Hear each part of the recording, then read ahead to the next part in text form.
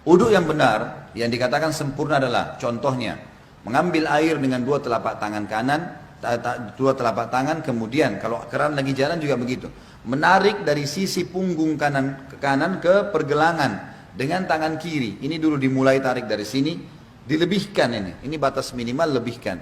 Kemudian tangan kanan menarik untuk tangan kiri juga sampai batas lebih dari batas minimal sampai ke sini kurang lebih. Kemudian baru mempertemukan antara punggung dalam dua-duanya dan menyelat-nyelatkan di antara dua jari.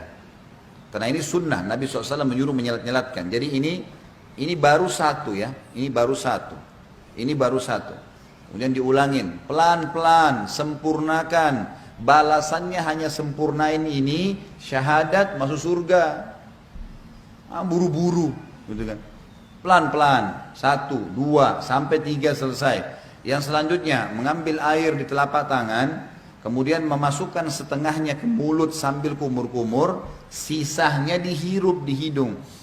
Kemudian sementara mulut kita kumur-kumur, tangan kiri membuang yang di hidung, baru kemudian yang di mulut dibuang. Itu satu. Sebagian dalam mazhab Malikiyah dianjurkan agar ya menggosok mulut dengan jari. Terutama yang saya katakan adalah di bagian depan gusi, karena biasanya di sini ada lendir yang membuat bau mulut nggak enak.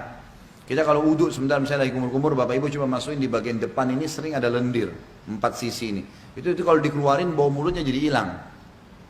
Itu dianjurkan. Sebagian juga ulama mengatakan dianjurkan kumur-kumur maksimal, karena ada hadis yang lain berbunyi, tidak ada seorang umatku, tidak ada seseorang pun dari kalian berwudu seperti wuduku ini, Nabi SAW praktikin, kecuali akan berjatuhan semua dosa-dosanya bersamaan dengan tetesan air terakhir. Termasuk di sini kumur-kumur dimaksimalin supaya dosa mulutnya jatuh semuanya, gitu kan.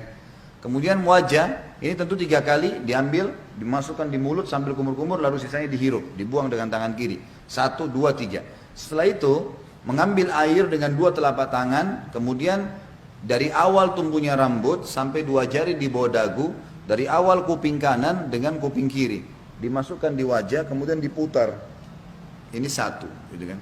Kemudian 2, ini semuanya kena, dan seterusnya 3. Bagi teman-teman yang berjenggot tentu diselat-selatkan, sunnahnya begitu. Diselatkan jari di antara jenggotnya, sebagaimana mungkin kalau jenggot seperti saya mungkin dimasukkan begitu. Kemudian telapak tangan kanan ditarik dari sisi kanan, punggung ditarik sampai ini, ingat ini batas minimal. Banyak orang wudu ininya nggak kena nih, ini nggak kena, ini bisa nggak sah wudunya, nggak sah sholatnya.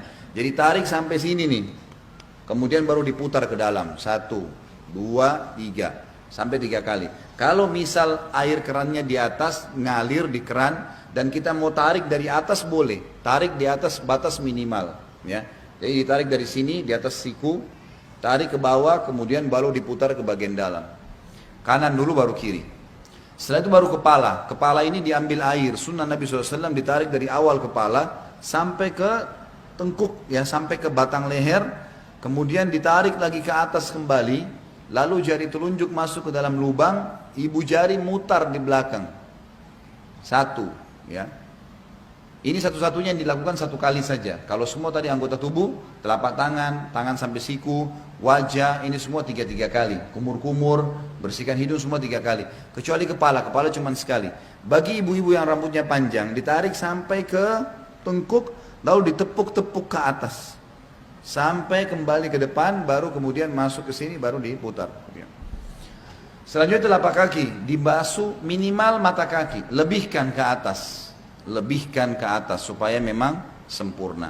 Setelah itu jangan pernah lupa ucapkan syahadat, asyhadu an la ilaha illallah wahdahu, ada tambah la syarikalah, tidak ada sekutu baginya, wa asyhadu anna muhammadan abduhu wa rasuluh. Itu saja dijamin, kata Nabi SAW, dibukakan baginya 8 pintu surga, ia boleh memasuki dari mana saja dia mau atau dia suka.